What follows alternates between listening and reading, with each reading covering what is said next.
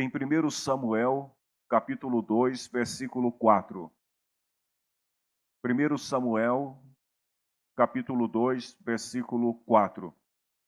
Ontem eu saí aqui da escola bíblica de férias, fui para casa, fiquei até quase meia-noite meditando um pouco nesta palavra e cheguei aqui de manhã, terminou a reunião de oração, disse para os irmãos, falei, olha, eu vou me trancar ali na sala, porque preciso continuar meditando numa palavra e eu quero poder compartilhar ela com vocês hoje e espero em Deus que a palavra possa tocar, possa falar no coração de cada um de vocês, tanto dos que estão aqui presentes, quanto aqueles que estão acompanhando à distância. 1 Samuel 2,4 diz assim, os arcos dos soldados fortes estão quebrados, mas os soldados fracos se tornam fortes. Amém? Feche os teus olhos e vamos orar. Deus, em nome do Senhor Jesus, nós queremos te louvar por estarmos reunidos aqui nesta noite na tua presença, por toda esta congregação de homens e mulheres que adoram ao Senhor, que celebram a tua honra. Senhor, nós somos gratos por todos aqueles que, tendo um coração generoso e uma fé firmada no Senhor nesta noite, depositaram as suas ofertas, os seus dízimos em favor da tua obra, e peço humildemente que o Senhor venha multiplicar as bênçãos na vida de cada um dos teus filhos segundo a tua vontade. E oro também, ó Deus, para que o teu Espírito Santo possa trazer sobre mim a inspiração que vem do Senhor, que o Senhor possa usar a minha vida para falar com a tua igreja, e que o Senhor use cada um de nós também para ouvir, para compreender, entender a palavra do Senhor, e que possamos, ao término desta reunião, sairmos daqui edificados, renovados pelo poder do Senhor, pela sua palavra. Em nome de Jesus, amém. Podemos assentar. Queridos, eu penso que todo cristão que lê a Bíblia conhece a história de Ana, a mãe do profeta Samuel. Uma mulher que era estéril, mas que alcançou o milagre de Deus e teve 4 filhos, sendo um deles Samuel, o filho mais velho, e 2 filhas. Em sua oração de gratidão a Deus, Ana declara que os soldados fracos se tornam fortes. Isto nos leva a entender que, quando nós confiamos em Deus, quando nós entregamos a nossa vida nas mãos do Senhor e permitimos que Deus haja em nós segundo a sua vontade, mesmo estando fraco na batalha, o Senhor nos fortalecerá e nos dará a vitória. Quando eu falo sobre a fraqueza e a fraqueza de um soldado, eu diria que ela está relacionada aos pontos vulneráveis que nós temos. Aliás, eu diria que todos nós, independente da nossa condição, nós temos pontos em nossas vidas onde somos frágeis, onde somos vulneráveis, onde às vezes, mesmo lutando com toda a intensidade, não temos ou não encontramos forças suficientes para vencer sozinho. E isto é normal. Por que é normal? Porque nós somos humanos. Isso é normal porque nós somos falíveis. E quando a gente olha para a vida espiritual do mesmo modo, às vezes também a gente pode sentir-se fraco e nestas horas nós devemos contar com a ajuda de Deus, porque é Ele que nos dará a força que precisamos. Vejam que eu estava lendo um texto nesta semana, um texto bem pequeno, sabe essas frases que as pessoas publicam nas redes sociais? Mas é uma frase impactante que me chamou a atenção e me levou a um outro texto nas Escrituras, porque esta frase dizia o seguinte, que Deus nunca se impressionou com força ou autossuficiência. Deus tem uma perspectiva diferente sobre as nossas fraquezas. Eu achei interessante essa frase, porque ela encontra base, sustentação na Bíblia, quando o profeta Isaías, no capítulo 55, versículo 8, o Senhor, falando através do profeta, diz assim, que os meus pensamentos não são como os seus pensamentos e eu não ajo como vocês.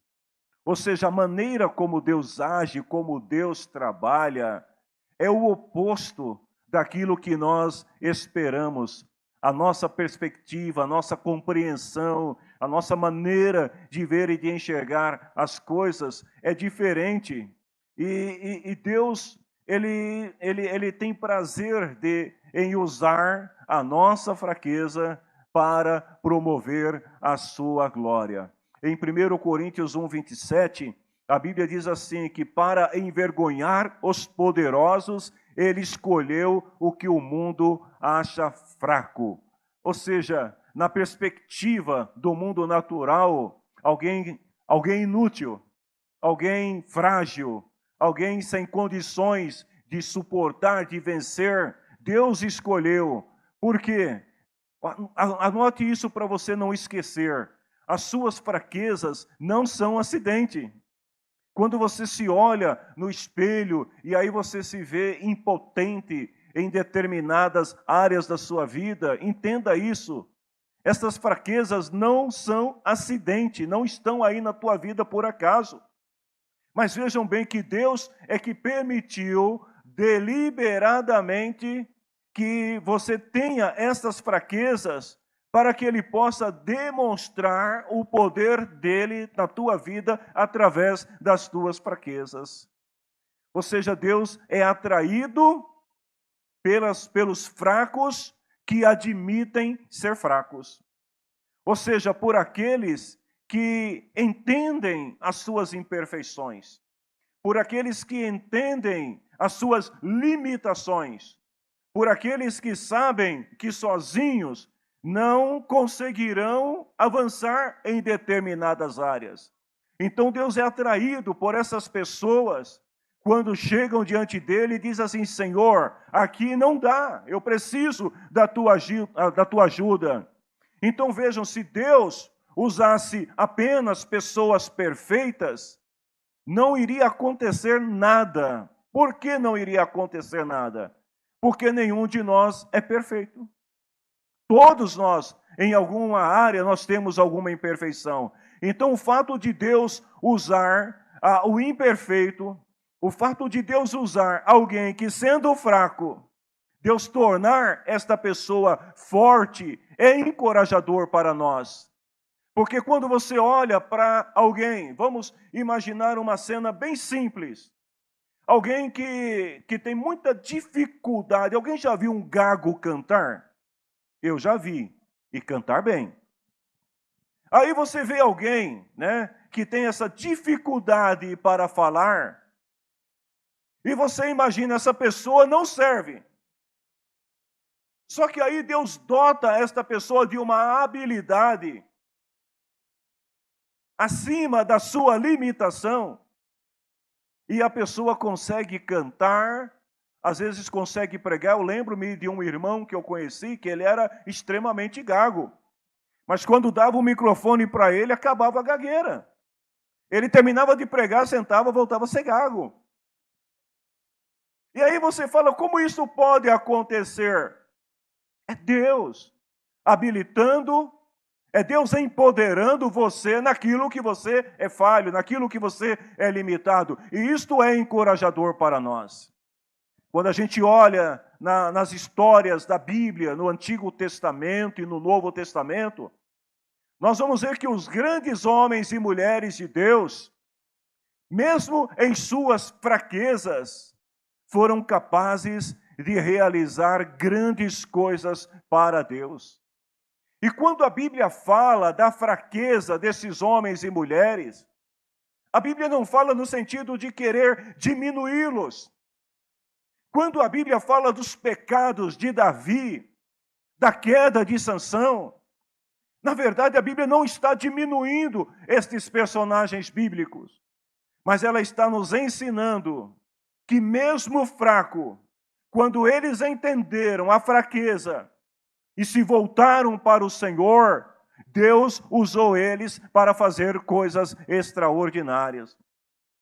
Moisés, por exemplo, extremamente impulsivo em sua juventude, feriu mortalmente um egípcio e em outro momento, agora já velho, ainda continuava irritadinho.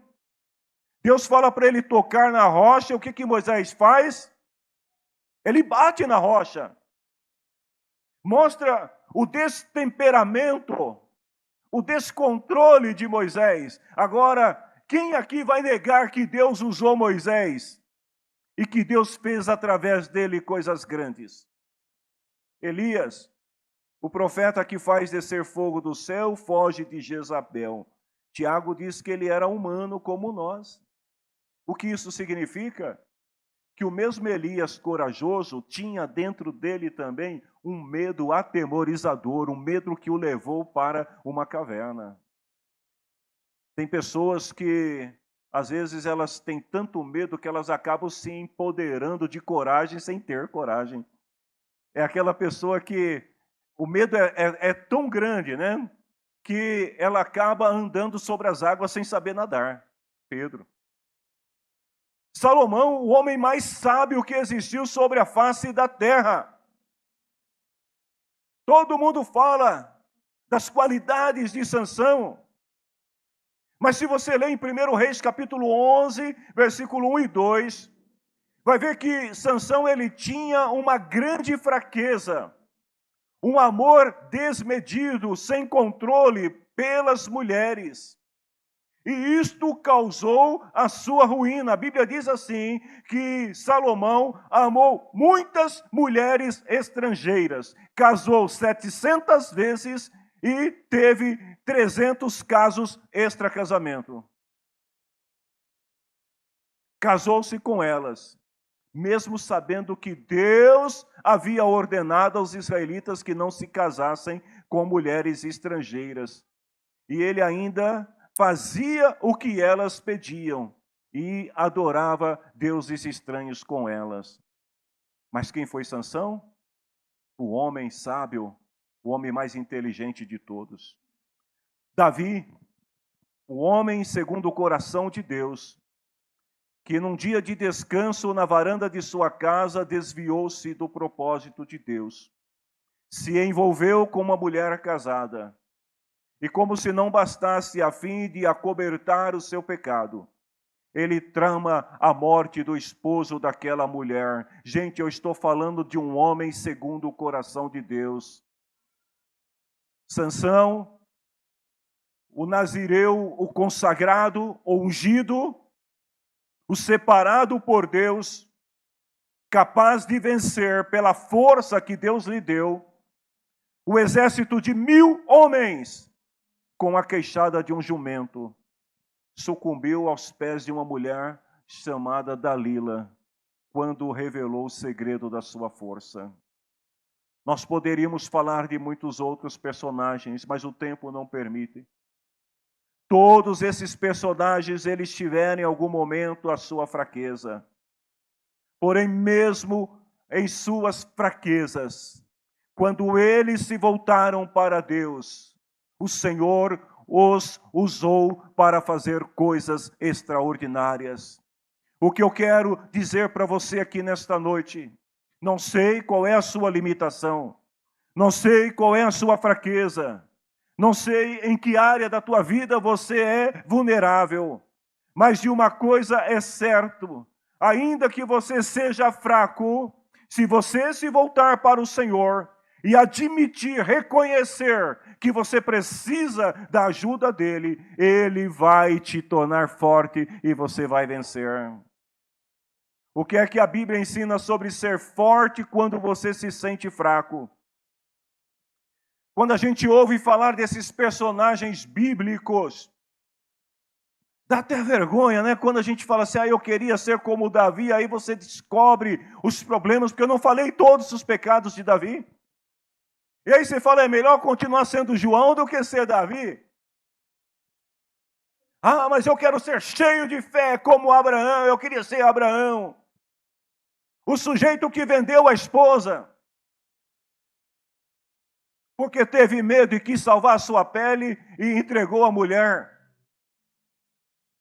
Mas era um homem reconhecidamente, biblicamente, como o pai da fé. Quando a gente olha para esses personagens, a gente se vê inserido no mesmo contexto, porque a gente percebe que também somos fracos. Mas ao mesmo tempo a gente descobre que em nossa fraqueza é possível identificar o poder de Deus que vai nos tornar fortes para poder vencer. Tanto que em 2 Coríntios capítulo 12, versículo 10, Paulo fala assim, eu me alegro com as fraquezas. Como assim se alegrar com as fraquezas? Como assim sentir-se feliz quando você não consegue fazer o que deveria fazer? Paulo diz assim, porque quando eu perco toda a minha força, ou seja, quando me torno fraco, então eu tenho a força de Cristo em mim. É quando você se esvai e você reconhece que não dá e vai aos pés do Senhor, Ele então te empodera pelo poder do seu Espírito e da sua palavra e te torna forte. Aí eu te pergunto, você está pronto para ser fortalecido pelo Senhor nesta noite? Vejam que Paulo está declarando que a sua força era resultado da sua fraqueza. Como é que se explica isso?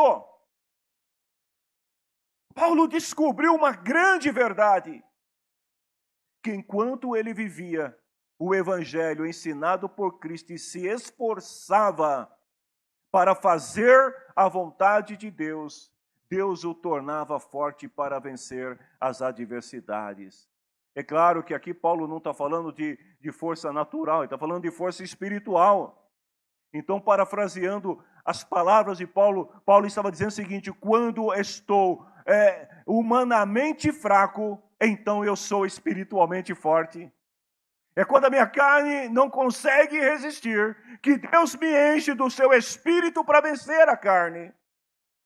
E como é que isso acontece? É que quando você se acha forte, Deus não entra em cena. Eu vou repetir para você guardar isso, é muito importante. Quando você acha que é capaz, Deus não entra em cena. Quando você acha que pode resolver tudo sozinho, Deus fica assistindo, para ver até onde isso vai.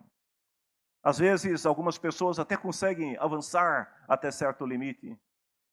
E aí batem no peito e dizem, eu consegui, eu fiz, eu realizei, eu faço o que eu quero, eu tenho o controle absoluto da minha vida. Mas aí chega uma hora que faltam os recursos, tem hora que falta inteligência, tem hora que falta amigos, tem hora que a experiência do passado não serve para vencer o mesmo problema no presente. E aí nessas horas a pessoa começa a se esgotar, ao ponto de reconhecer que ela é ineficaz, que ela é fraca, que não consegue vencer. Alguns exemplos, o rico que descobre uma enfermidade que o seu dinheiro não pode curar. Você já viu essa cena? O intelectual que se depara com um problema que não consegue resolver.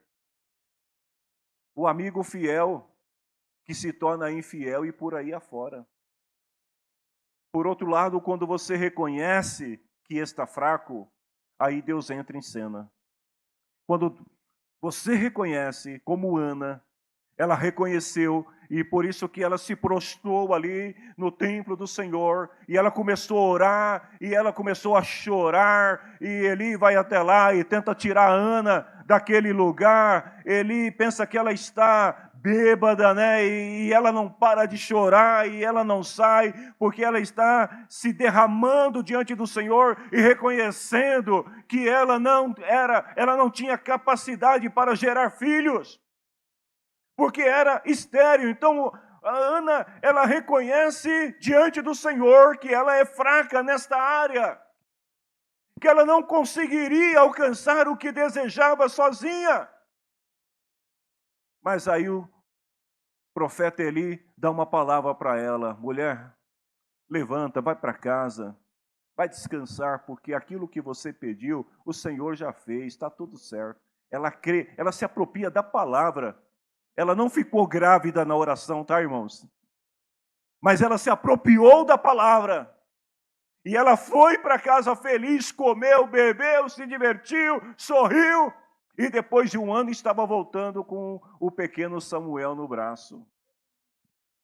Por isso que ela diz assim: os arcos dos soldados fortes estão quebrados.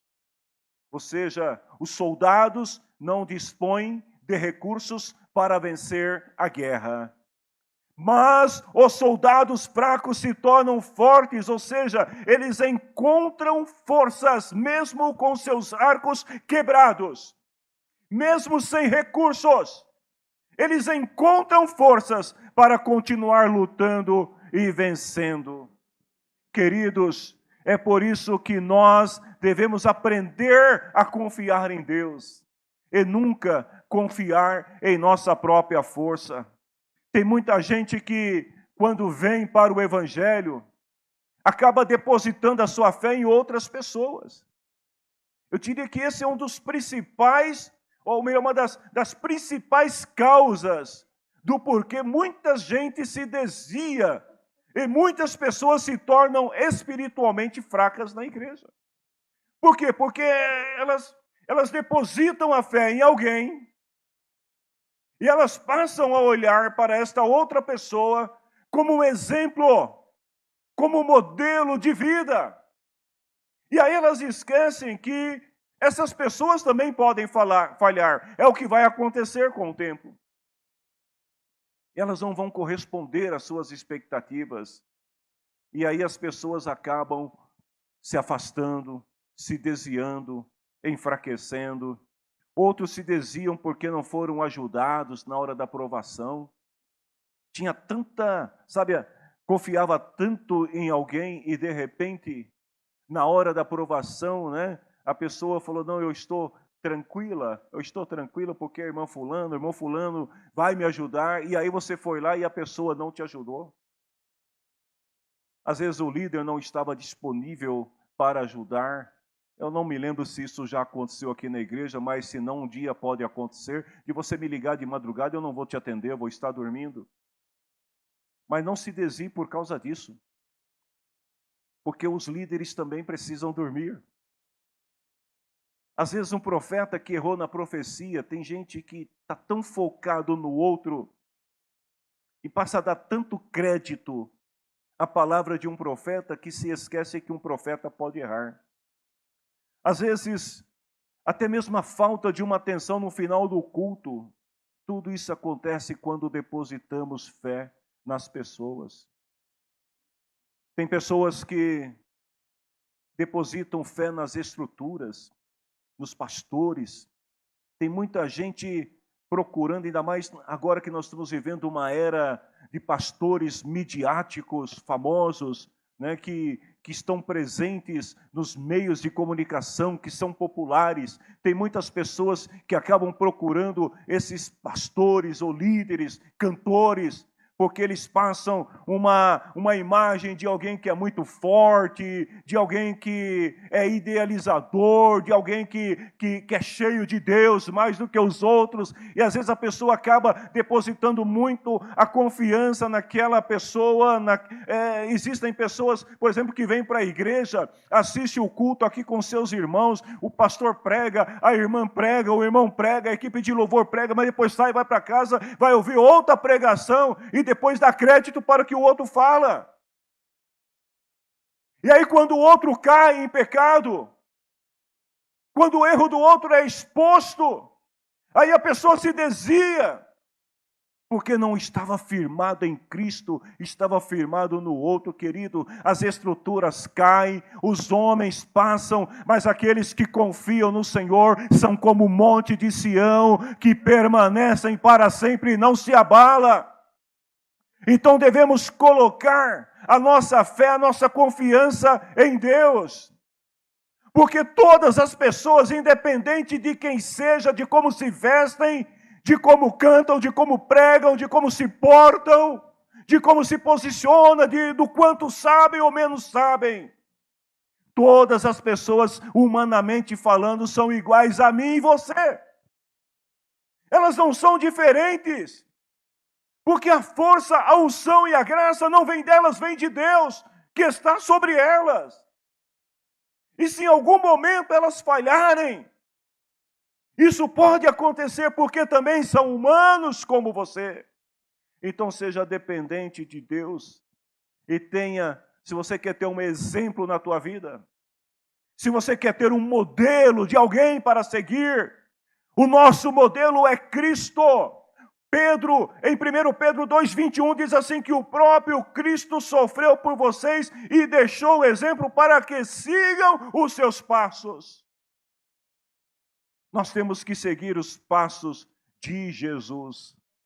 São os passos de Jesus, porque quando nós estivermos em perigo, quando nós estivermos em dificuldade, quando nós precisarmos de uma palavra, de uma inspiração, quando nós precisarmos de uma alegria, quando nós precisarmos de uma paz, quando nós precisarmos de uma cura, nós devemos buscar no Senhor.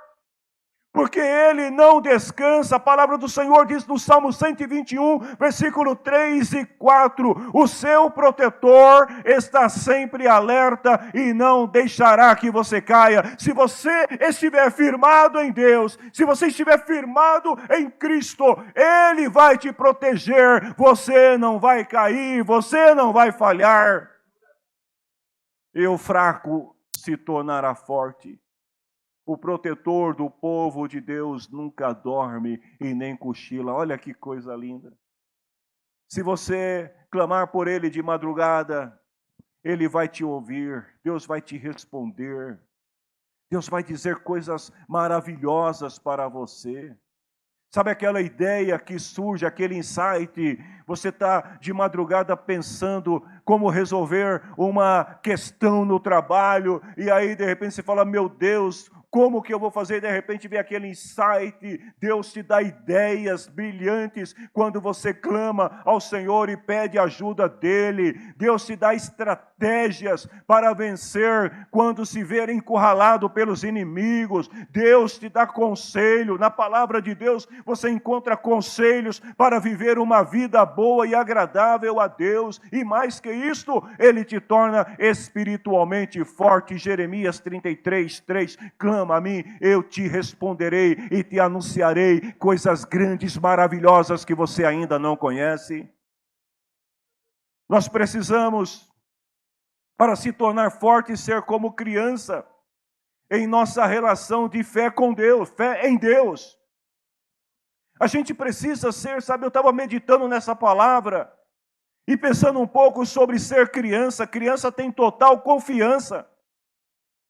Criança, ela se entrega, ela acredita, ela não tem preconceitos. A criança, ela não vive cercada, sabe, por ideologias, por estruturas, por limitações. Ela simplesmente acredita, ou seu pai é o homem mais forte do mundo, ainda que ele não seja.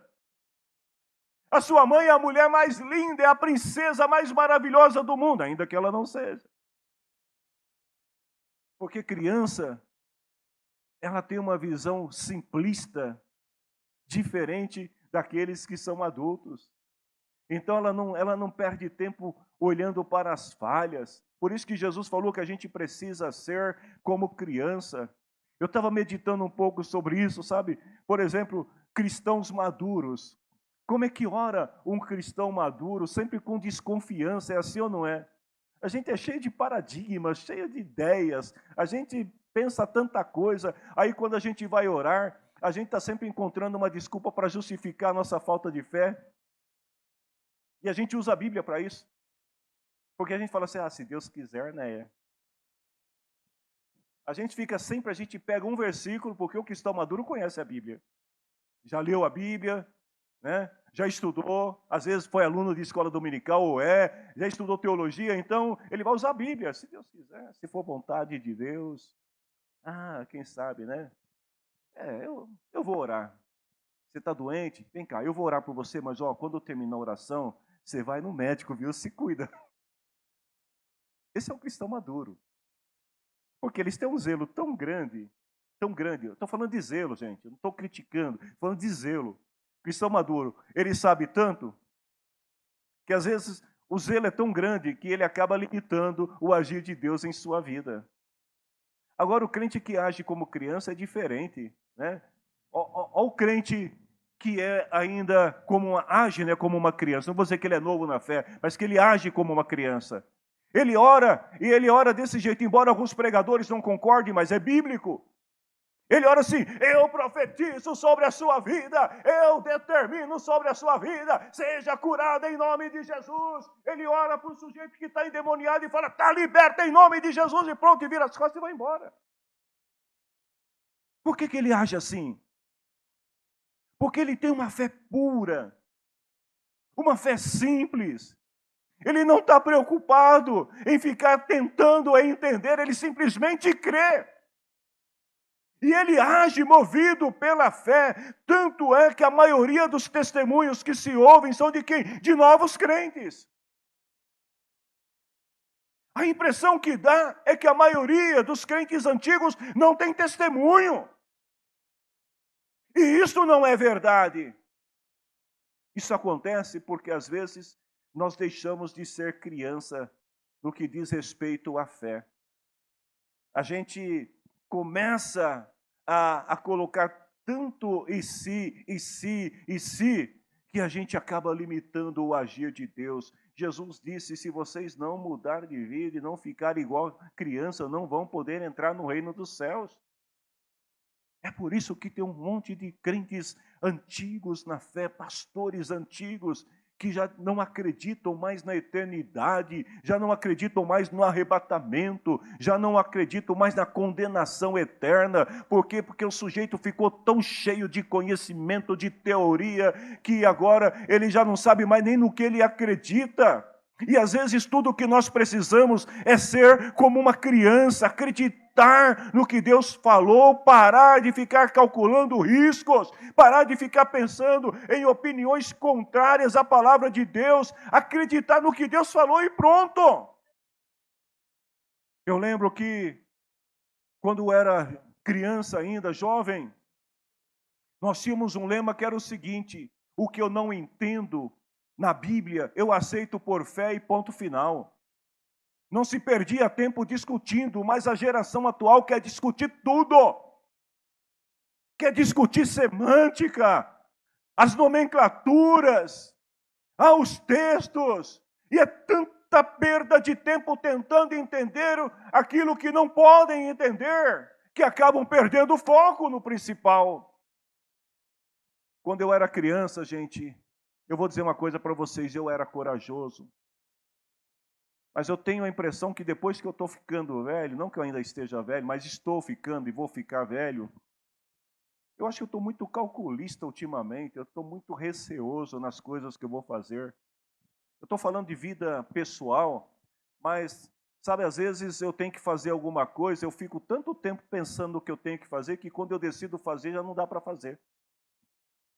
Porque a gente fica, sabe, é tanto pensamento, é tanta coisa. Agora criança, não, tem que fazer, vamos fazer. Tem que ir, vamos. A gente precisa deixar de ser velhos e temerosos na fé e ser como a criança. A gente precisa acreditar em Deus, o Pai que não falha, o Pai que cuida dos seus filhos, o Pai que diz assim que se você clamar, eu vou te responder, o Pai que diz quando eu ajo na tua vida, ninguém vai impedir. Nós precisamos acreditar mais nesse Deus e deixar, sabe, em relação à fé, de querer ser tão ranzinza, tão rabugentos em relação à fé. A gente precisa acreditar mais no que a palavra de Deus diz. Nós precisamos focar na grandeza de Deus. Olha só, lá no Salmo 8, eu ia pular essa parte, mas não dá para pular. Eu tenho que falar isso aqui. O salmista no Salmo 8, ele diz assim: Senhor, a tua grandeza é vista no mundo inteiro. E quando eu olho o céu que tu criaste para a lua, para as estrelas que puseste nos seus lugares, que é um simples humano para que pense nele? Que é um ser mortal para que te preocupes com ele? Você já parou para pensar nisso? O salmista está falando do firmamento, do céu, do universo.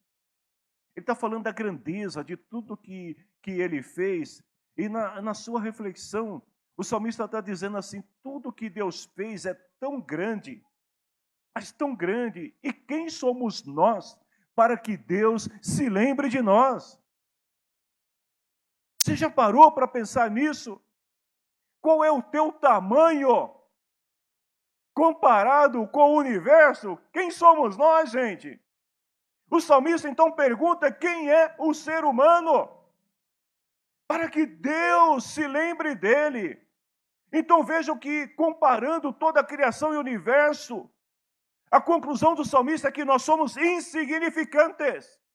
Não somos nada. A gente acha que é alguma coisa, mas qualquer mudança, sei lá, no cenário, a Lua se afastar da Terra, a Terra mudar a sua rotação, sei lá, estou falando de coisas que podem parecer simples para alguns. Tudo pode acabar e a nossa vida não vale nada, somos insignificantes. No entanto, olha só, Deus olha para nós como sendo nós o ápice de toda a criação, a obra-prima da sua criação. Quando o salmista ele olha e vê toda a grandeza de Deus, ele entende que o propósito da criação foi a humanidade. Deus criou o universo por tua causa.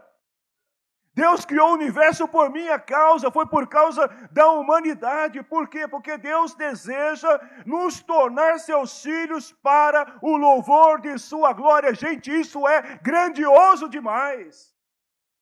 Então nós devemos olhar para a grandeza de Deus. E quando você se sentir, como eu disse, insignificante, pequeno demais, como se não fosse nada, lembre-se que o tudo que existe só foi criado por uma razão para você. Você é a obra-prima da criação. Pastor, tem base na Bíblia para isso que você está falando? Tem. Efésios capítulo 1, versículo 4 e 5. Antes da criação do mundo, ou seja, antes de Deus criar tudo, Deus já nos havia escolhidos para sermos dele. Deus olhou você, Deus me viu e ele nos escolheu para sermos dele por meio da nossa união com Cristo. Paulo diz: Deus já havia resolvido que nos tornaria seus filhos. Então, antes de criar tudo isso, Deus imaginou, Deus pensou na eternidade: eu vou criar uma geração de filhos, e para isso eu vou criar um universo, eu vou criar o sol, eu vou criar todas as estrelas, eu vou criar a terra, eu vou colocar ali um ser humano e vou começar a tratar deles. A gente pensa que 1000 anos é muita coisa, que milhões de anos são muitos anos, mas para Deus é isso aqui, ó, é como se não fosse nada. E Deus olha e fala: não, eu vou criar uma geração de filhos, e Deus está trabalhando. Paulo diz, nesse propósito, antes da criação do mundo, Deus já havia resolvido que nos tornaria seus filhos. Isto é um privilégio muito grande. Se eu fosse você, dava um glória a Deus agora, muito forte, porque Deus te escolheu para ser filho. Será que você entende esta grandeza de Deus, que foi revelada através da igreja? Em Efésios 1, 22, Paulo fala assim: Deus colocou todas as coisas debaixo da autoridade de Cristo e deu a Cristo como único Senhor de tudo. O que Paulo está dizendo aqui? Que nós somos o corpo de Cristo aqui na terra. Gente, se nós somos o corpo e Cristo é a cabeça, Aonde está a cabeça está o corpo, sim ou não? Ou dá para a gente separar? Vamos separar a nossa cabeça, vamos deixar a nossa cabeça lá no Japão, deixar um pedacinho do pé lá na América do Norte? Não dá. Aonde está a cabeça está o corpo. E o que Paulo está dizendo aqui? Que Deus colocou todas as coisas debaixo da autoridade de Cristo. Se todas as coisas estão debaixo da autoridade de Cristo, que é a cabeça, isso significa que o corpo também tem o poder, que o corpo também tem autoridade. Por isso que Paulo fala, e deu Cristo à igreja. Deus deu a cabeça para a igreja, para que ela tivesse poder, tivesse autoridade sobre todas as coisas. Então, se você faz parte da igreja de Cristo, eu tenho uma boa notícia para você, você não é fraco. Você não é fraca, porque aqui não se trata de dinheiro. Nós não estamos falando de influência, de poder político. Nós não estamos falando de status social, nós estamos falando aqui da igreja como corpo de Cristo. Ela tem poder sobre todas as coisas, porque Cristo é a cabeça, nós somos o seu corpo. Mas que poder é esse? Eu repito, não é o poder do dinheiro, não é o poder da política, não é o poder da influência social. Lá no Éden, o diabo enganou Adão e Eva e trouxe a morte espiritual e o caos que se alastrou sobre a terra. Mas quando Jesus veio, ele restabeleceu a ordem. Foi isso ou não foi? E ele resgatou a nossa comunhão espiritual com Deus.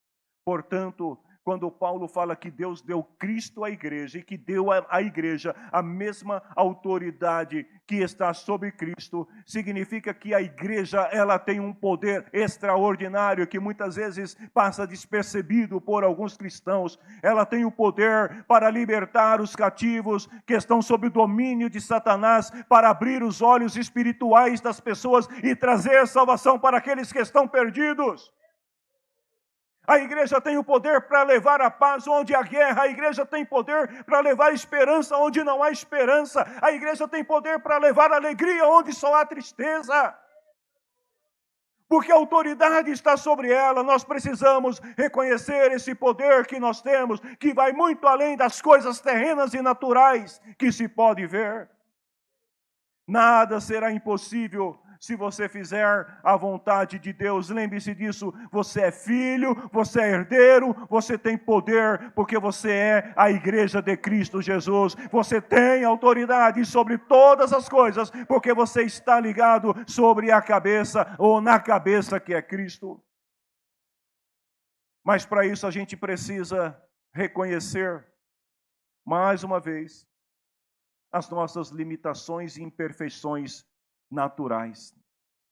Vejam que Paulo, ele dá alguns motivos para a gente se alegrar quando a gente reconhece que sem Cristo nós não somos nada.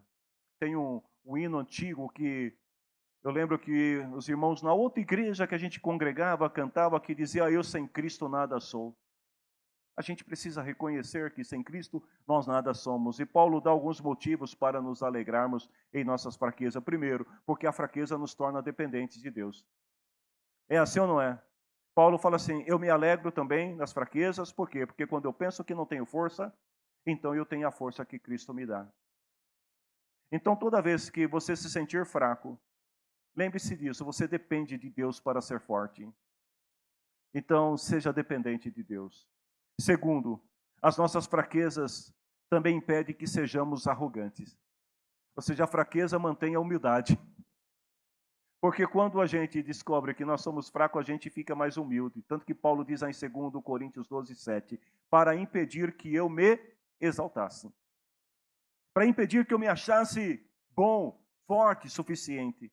Foi-me dado um espinho na carne para me atormentar. Queridos, Deus muitas vezes Ele nos conecta a uma fraqueza apenas para manter o nosso ego sob controle.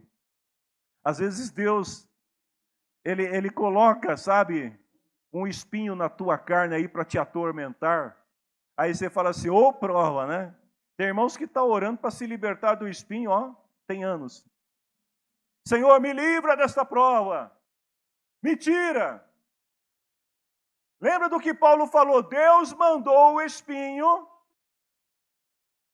para me atormentar, a fim de que eu não me exaltasse. O espinho está na tua carne, a fraqueza está aí, porque ela é como se fosse um regulador na tua vida, vamos dizer assim. Sabe, um regulador, para você não ir demais e também não ir devagar. Então, quando você começa a faltar muito nos cultos, você começa a deixar de orar, aí de repente estoura uma bomba na sua vida. Aí você fala, meu Deus, preciso orar mais. Aí você vem correndo. Né? Eu conheço uma irmã aqui, não posso falar o nome da irmã não, mas eu conheço uma irmã que toda vez que ela fica desempregada, ela volta para a igreja. Quando ela arruma emprego, ela some. Gente, não estou falando da irmã não, tá? Mas todas as vezes, são 15 anos de ministério aqui, são 15 anos que a irmã tem idas e vindas. Quando a irmã aparece é porque está desempregado, porque aconteceu um problema em casa. Depois fica tudo bem e some de novo. Então, às vezes, Deus coloca isso como um regulador. Quando você para, ele aumenta um pouquinho a intensidade, aí você corre para a igreja. Aí quando você está bem, normal, né? Tranquilo. Se você acelera demais, aí Deus também aumenta, que é para você diminuir, porque você tem que manter o ritmo, o equilíbrio.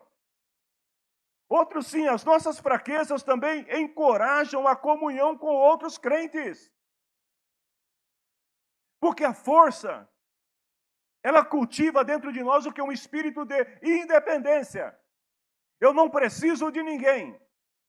Eu resolvo tudo sozinho. Não tenho necessidade de ajuda. Eu sei o que faço. Mas as nossas limitações, elas são importantes, porque elas mostram o quanto precisamos uns dos outros. O próprio apóstolo Paulo, lá em Efésios, capítulo 6, versículo 19, ele diz assim, irmãos, orem também por mim. Por que Paulo pediu oração? Gente, Paulo estava num status que, na visão de muitos, ele não tinha que pedir oração para ninguém. Não é que isso muitas vezes as pessoas acham. Ah, fulano não precisa de oração, não. Olha como que é espiritual, está sempre alegre, está sempre feliz, fala em línguas estranhas, profetiza, revela e faz tudo. Olha o que Paulo diz, orem também por mim. Até os que parecem fortes precisam de ajuda dos outros. Então, a nossa fraqueza, ela encoraja a comunhão, porque quando a gente está fraco e somos de Deus, a gente pede ajuda para os irmãos. A gente não tem vergonha, sabe, de chegar no final do culto para um irmão, para uma irmã e falar assim, irmão, você pode orar por mim? Você pode me ajudar em oração? Por que a gente faz isso? Porque nós reconhecemos que somos dependentes uns dos outros, porque somos um corpo. E as nossas fraquezas aumentam também a nossa sensibilidade, ou seja, a nossa percepção em relação ao outro. Ela aumenta a nossa espiritualidade, porque nos ensina a ouvir a voz de Deus. E ela gera um poder na vida de outras pessoas. Por quê? Porque elas motivam outras pessoas. Escute isso, outras pessoas encontrarão cura em suas feridas. Tem um hino na harpa cristã que diz assim, os mais belos hinos e poesias foram escritos em tribulação. Você tem noção de quantos crentes que ao longo da história, desde que essa canção foi escrita, estavam passando por tribulação e cantaram este hino e foram empoderados pelo poder de Deus através das letras dessa canção? Deus usa alguém que está na tribulação para proferir uma palavra de bênção que vai motivar o outro. As melhores pregações, as melhores canções e exemplo de vida virão de suas feridas mais profundas. As coisas que mais te entristecem, as coisas que mostram as suas fraquezas, as coisas que você não quer compartilhar com outros, são as ferramentas que Deus pode usar com poder para curar, para restaurar os outros. Então não se envergonhe das suas fraquezas, mas se alegre nas suas fraquezas, porque quando você está fraco, o poder de Deus se manifesta através de você. A fé dos primeiros cristãos e mártires são motivadores para a igreja atual. Quando a gente canta aquela canção, oh meu Deus, reaviva a tua igreja de novo, de quem que a gente lembra? De quem morreu, de quem entregou a vida, por quê? Porque eles foram fortes, enquanto o mundo achava que eles eram fracos.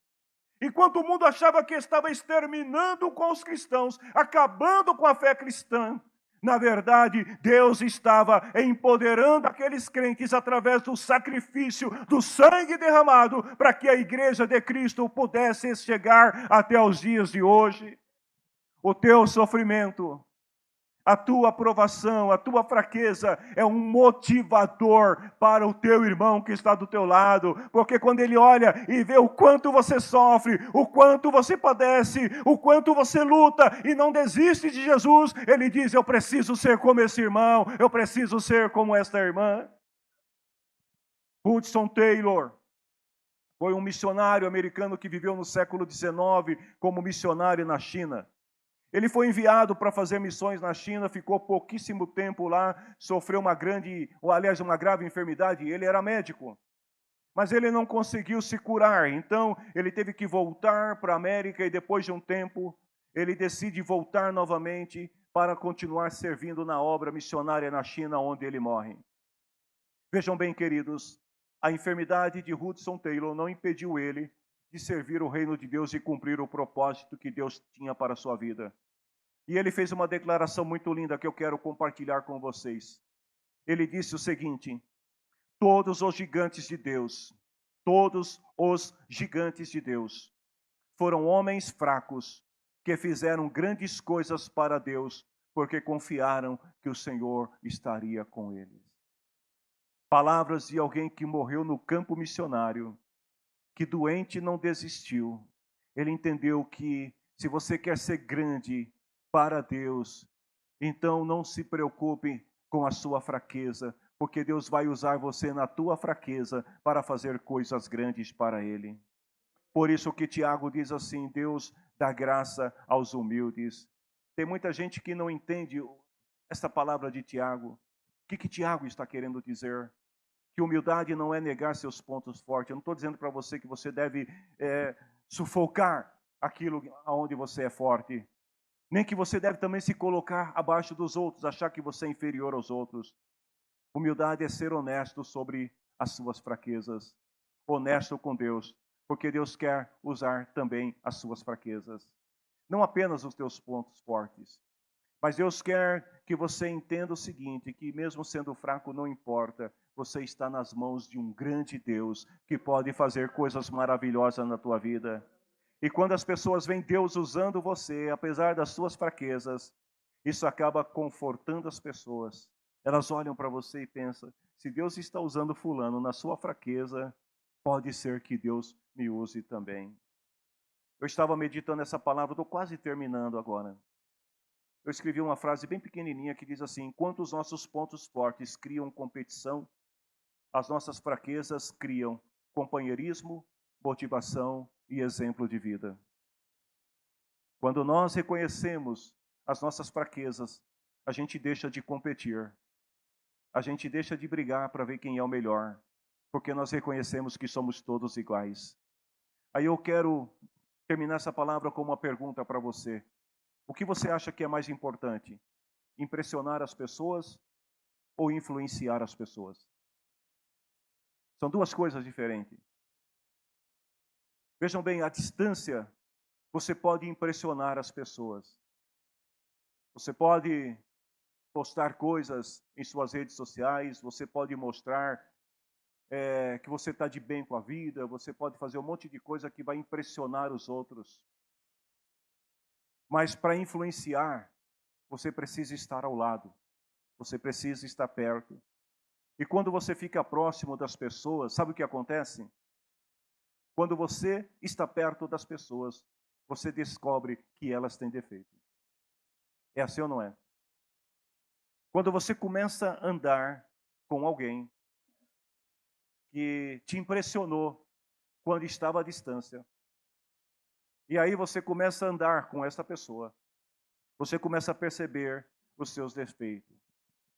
Agora vejam bem, isso é bom, isso não é ruim não. Por que é bom?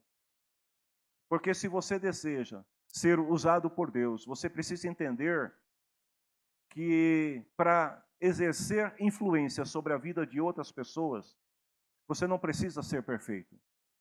Você precisa ter credibilidade. É bem diferente isso. Você não precisa ser perfeito. Você precisa ter credibilidade. As pessoas precisam acreditar em você.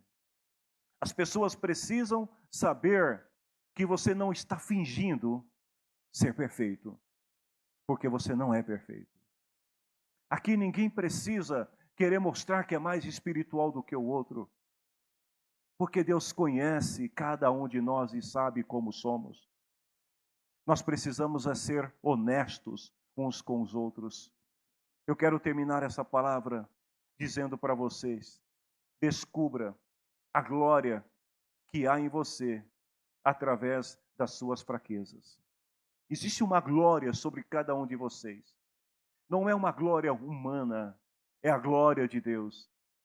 E esta glória, ela somente se manifesta e se revela quando a gente reconhece que precisamos de Deus, quando eu penso que estou fraco.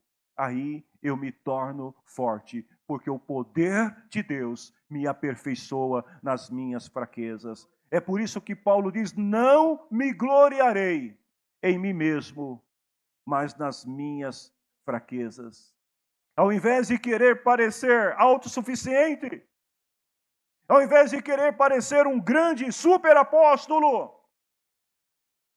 poderoso, Paulo, ele olha para si mesmo como sendo um troféu da graça de Deus. Ou seja, Paulo olha para si mesmo e ele diz: uau, eu não sou nada, mas Deus me fez tudo. Eu não tenho, mas Deus me deu. O poder que age em mim não provém de mim, provém de Deus. Eu sou um troféu da graça de Deus. Então diga, ô fraco, eu sou forte. Amém, igreja? Que Deus abençoe vocês. Fiquem sentados como vocês estão. Feche os teus olhos neste momento. Eu quero orar com você. Você também pode se considerar nesta noite um troféu da graça de Deus. Tem um hino que diz assim: quando Jesus estendeu a sua mão para mim, eu era pobre, eu era cego, perdido, sem Deus, sem Jesus. Quando Ele estendeu a sua mão para mim, Senhor Deus, nós queremos te louvar neste momento, porque como diz a sua palavra, os arcos dos soldados, dos valentes se quebraram. Os que se achavam fortes foram vencidos em suas batalhas. Aqueles que se consideravam poderosos fracassaram nas batalhas. Mas o Senhor deu força para os fracos. É por isso que nós te louvamos, Senhor, porque a tua sabedoria confunde a sabedoria do mundo. Porque a tua sabedoria, ó Deus, está além da nossa compreensão. E quando nós achamos que somos falhos, que somos fracos, e reconhecemos isso, a tua graça nos envolve e nos empodera. Por isso, Senhor, nós te louvamos nesta noite, em nome do Senhor Jesus.